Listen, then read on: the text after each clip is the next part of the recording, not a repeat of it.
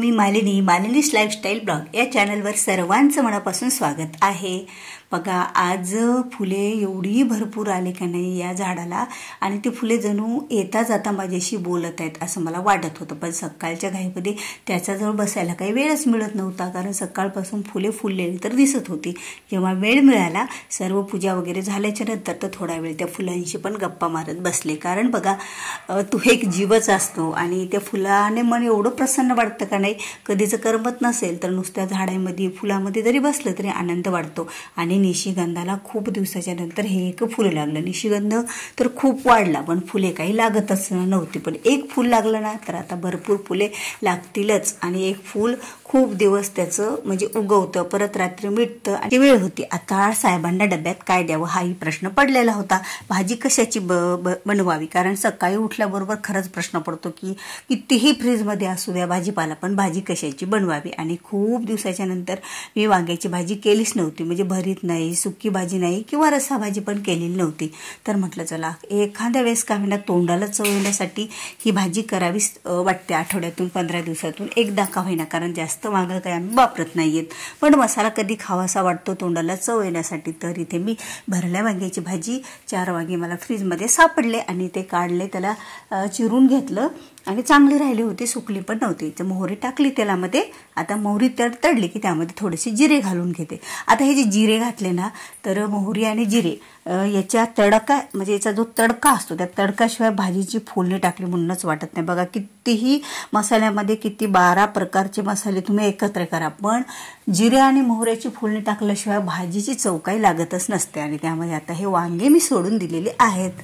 वांगे सोडताच त्या तेलामधून एवढा धूर निघाला का नाही आणि ठसका पण लागायला लागला, कारण त्या वांग्यामध्ये मसाला होता तो थोडा तेलामध्ये पडलाच, आणि जो राहिला होता जो काही वांग्यामध्ये भरून तर तो मध्ये मी टाकला। कारण साहेबांना जरी भरीव वांगे केले तरी थोडासा रस्सा हा लागतोच त्या वांग्याच्या भाजीसोबत, कारण वांग्याची भाजी म्हटलं तर भाकरी करावी लागतात आणि भाकरीसोबत सुक्कं काही त्यांना आवडत नाही। त्यामुळे त्यामध्ये मी थोडंसं पाणी पण घातलं, कारण भरल्या वांग्यात जो काही मसाला भरलेला आहे तो वांग्यामध्येच राहील आणि रस्सा हा वरचावरच राहील। आणि त्यावर थोडीशी कोथिंबीर मी पेरून दिली, जी की आपल्या शेतातली होती ताजी ताजी, आणि यामुळे आणखीनच चव आता आपल्या भाजीला येणार आहे। आणि भाजी ही आता झाकून ठेवते 5 मिनिटासाठी, जोपर्यंत वांगे हे शिजत नाही तोपर्यंत। आणि तोपर्यंत भाकऱ्या ह्या घेतल्या आणि भाजीवर एक झाकण अर्धवट ठेवावं लागतं, कारण जर पूर्ण झाकलं तर उतू जाण्याची पण भीती असते। पूर्ण अर्धवट झाकण झाकलं आणि भाजी पण मस्तपैकी शिजलेली आहे आता। आणि यामध्ये आता कोथिंबीर मिक्स करून साहेबांच्या डब्यात भरून द्यायची। सगळे घरचे कामे आवरले आणि आम्ही निघालो सगळ्या जणी। आमच्या म्हणजे वाड्यातल्याच एका घरच्या मुलांनी जिमचं फिटनेस पॉईंट हे टाकलेला होता, त्यांच्या उद्घाटनासाठी त्यांनी महिलांना पण बोलवलं। आणि मी घाईघाईमध्ये जी आवरले, जी वर साडी होती ती घातली आणि निघालो आम्ही सगळ्याजणी। आणि गप्पा ह्या आमच्या चालूच होत्या। आणि तिथून जवळपास 2 किलोमीटर अंतरावरच आमच्या घरापासून त्यांनी टाकलेलं होतं।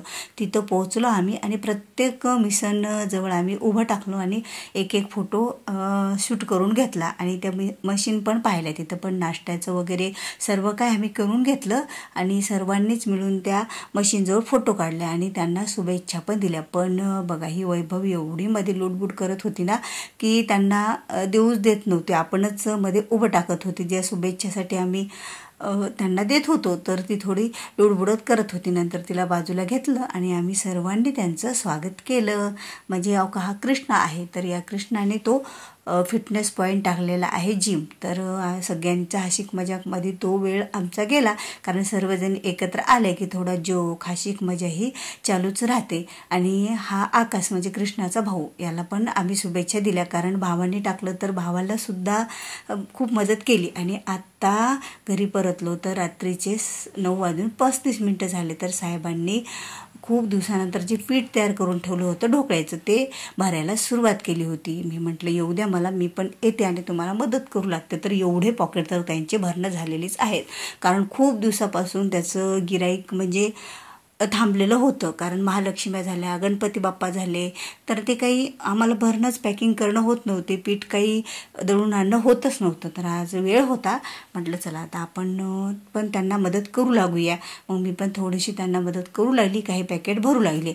पण त्यांचं असं की चला मी भरतो, तू बाकीचं आवर, कारण उशीर तर खूप झालेला होता, 9:30 वाजले. एकीकडे TV लावून दिला, कारण TV जर चालू असेल तर कामाचा कंटाळा येत नाहीये, कारण TV पाहत नसले काम करायला कंटाळा येत नाही. कारण आता हे काम तर 11 वाजेपर्यंत काही संपणार नव्हतं, कारण बघा पीठ आणखी भरपूर भरायचे राहिलेले आहेत पॅकिंग. कारण एक एक पॅक जर भरत बसायचा, त्याला परत शील करायचं, ह्या सगळ्या गोष्टी, त्याला मोजून घ्यायचं पीठ, ह्या सगळ्या गोष्टींना हा वेळ लागणारच.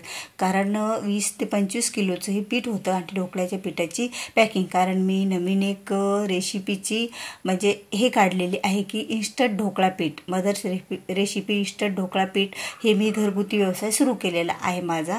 तर गावात आणि जिल्ह्यामधून सुद्धा त्याला बऱ्याच ठिकाणी मागणी येते आणि तो ढोकळा भरपूर छान फुगतो, यामुळे मागणी पण वाढलेलीच असते. आणि साहेबांनी मी मिळून ही भरायला सुरुवात केलेली आहे बघा. आणि साहेब पण इथे भरत आहेत आणि भरपूर आणखी बरंच पीठ आमचं भरायचं राहिले आणि एवढी पॅकिंग झालेली आहे. आणि ते काट्यावर मोजणं, व्यवस्थित मोजून घेणं, कारण जास्त थोडं केलं तर काही नाही, पण कमी जायला कुणाला नको, म्हणून आम्ही त्याला जरा व्यवस्थित पाहूनच भरतो. कारण याचं पण पॅकिंग करताना बघा बऱ्याच गोष्टीची काळजी पण आपल्याला घ्यावीच लागते, की थोडंसं जर कमी जास्त झालं तर आपलं जे गिराईक असतं, कस्टमर असतात, ते खरंच आरडतात. आणि बघता बघता भरपूर असे आमची पॅकिंग झालेली आहे इथे. आणि बघा साहेबांना काही वेळ नाही आहे तुम्हाला बोलायला, आणि साहेबांचं आपलं काम चालूच आहे, त्यांचं आपलं भरडं चालूच आहे. कारण त्यांनी जर एकदा हातात काम गेलं तर आता हे काय संपेपर्यंत उठत नाही आहेत आणि वेळ पण कमी होता, तर भरायचंच होतं.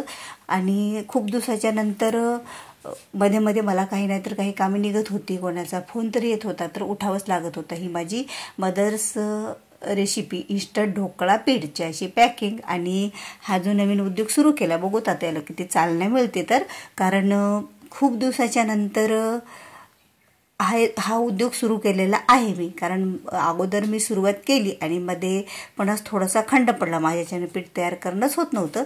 पण आता सुरू आहे, कारण ऑर्डरनुसार ऑर्डर तर 5-6 किलोची अगोदरच येऊन पडलेली आहे. त्यांना सकाळी आता ही पॅकिंग नेऊन द्यायची आणि काही दुकानावर सुद्धा मी ठेवत असते. आता आमच्या जिल्ह्यापुरती तर हे पाठवते आणि आता इतर जिल्ह्यातसुद्धा स्वामींच्या कृपेनं जर आपलं हे प्रोडक्ट गेलं तर खरंच खूप स्वतःला भाग्यवान म्हणण्यापेक्षा स्वामींची कृपाच म्हणावी लागेल.